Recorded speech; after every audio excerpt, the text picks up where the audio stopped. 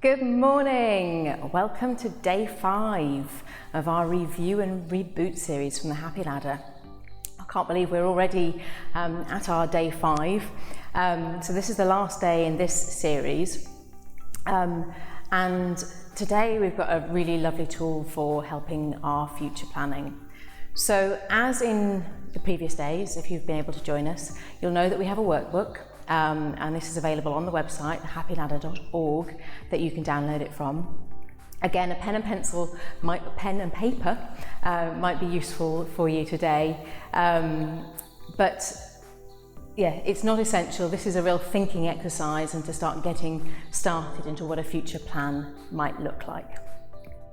So if you had a chance to have a look at the self-care wheel we did yesterday, this is a really good place to start for thinking about what changes you want to make. So if you haven't had a chance to have a look at that, I really would encourage you to take a few minutes to do those exercises while you're putting your plan together, because it can really help identify what you want more of in your life. So when we're asked the question, what do you want your future to look like? It can be really a bit daunting. You think, well, there's so much out there. I don't know what I actually want. So using tools such as the self-care wheel can be really helpful to break it down a little bit and help us find the things that we really mind about and we really want to take forward. But if we're going to build a future plan, the first thing we need to do is think about, where are we now? What's going well for us right now? What do we want to make sure that we carry forward into our future? What are the things that we aren't so happy with? What are the things that we want less of? What do we need to have more of? What absolutely has to change?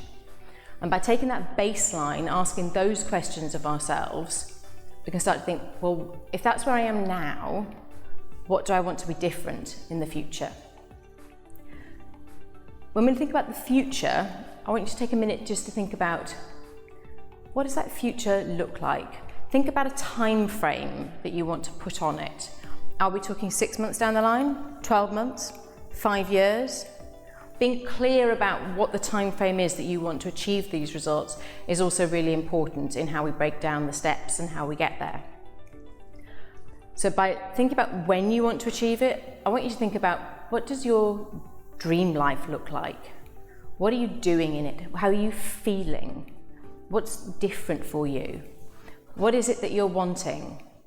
Is it that you want to have more energy, more time with your family, to be able to do something more creative, to be able to have a different job, live in a different place?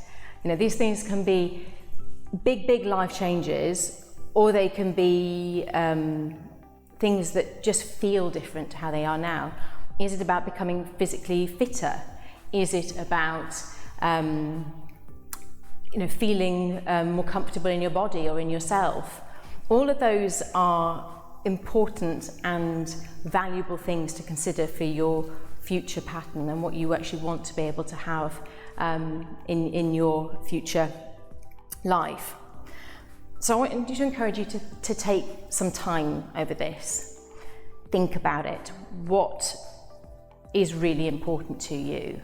And refer it back to where you are now, and how is it different?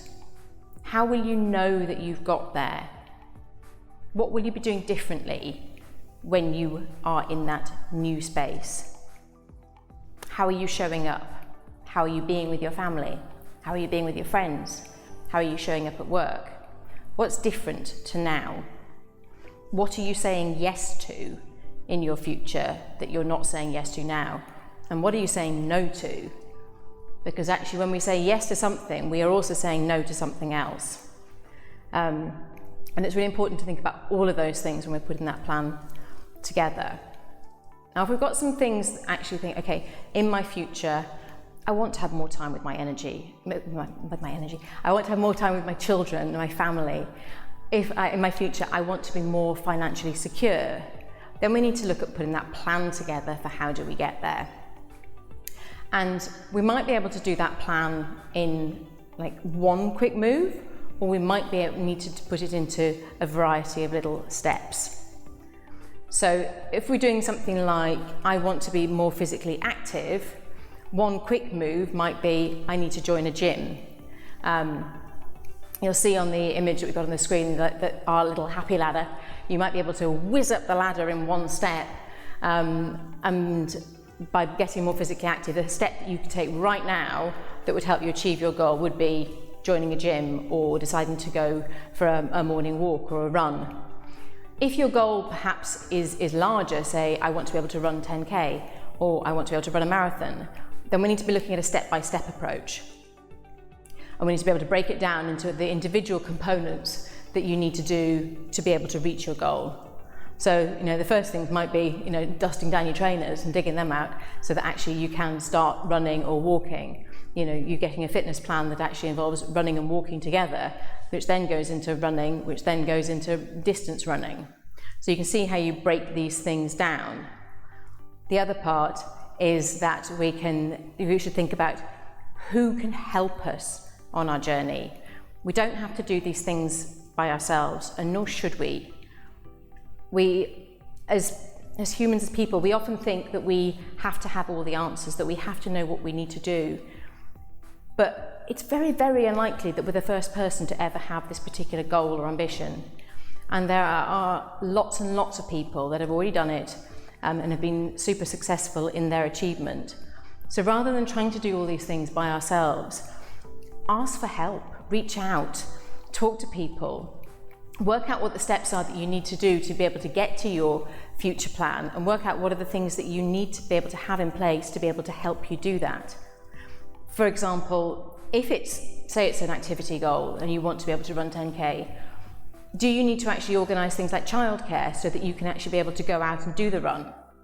Think about that as well in terms of the structure of what help do you need. It's not perhaps that you just need, it's not that you only need somebody to help you with the running and a plan, but you might need somebody to help you mind the children so you can go for a run. You might need a running partner to be able to help you stay motivated. So think about the things that you can do, break it down, and think about the help that you could get to be able to do it. And then think about what you can do now. We talked earlier in the week about circles of control and finding sort of big goals really quite daunting. But when we remember that we can focus down on the centre, the things that we ourselves are responsible for, the things that we can control, we know that we can take active, proactive steps to be able to move forward. By focusing on the things that we can control, the things that we do, it reduces stress and helps us move forward. By tying this in with that, it sort of makes our big goals actually seem achievable. And we need to start by taking small, simple steps to be able to move forward. And it's those simple steps that allow us to be able to take the motivation, and putting one foot in front of the other moves us forward. And although sometimes we perhaps don't even feel that we're making progress, when we turn and look back, we actually see how far we've come. And that's when we know that we're making progress to our future. All of the tools that we've looked at this week do interrelate. And while we're putting this plan together for what the future might look like, all of the other tools that we've looked at can be really useful in helping us get there. If we're looking at something that we're not liking about our lives right now, reframing can be a really, really useful tool. The thing we looked at on day 2, to be able to think about how else could I see this and what can I learn from this? What can I take forward into my future from this? How does this help me grow? As I said, we talked about circles of control, focusing our attention on the things that we can do rather than the things that we can't.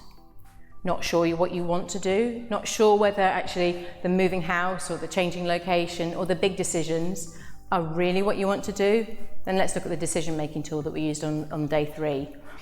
This again can help you uncover the things that are actually most important to you about the things that you're looking at making decisions on. So this is our Review and Reboot series. It is the end of the series, but all of the videos will be available on Instagram, on Facebook, and on YouTube in perpetuity, so that you can go back into them whenever you like. We do have a big thank you for Okimura for all of his help in getting the video working and helping us being able to put the clever bits in, like the URL and the images, which are way beyond my technical skills. But thank you very much for your time, and thank you for staying with us on this journey. Really hope that you've found it useful. Do follow us on the Happy Ladder. We're all there on Instagram and on Facebook. And yeah, come and check us out. I'm Jessica Silver, and thank you very much for your time.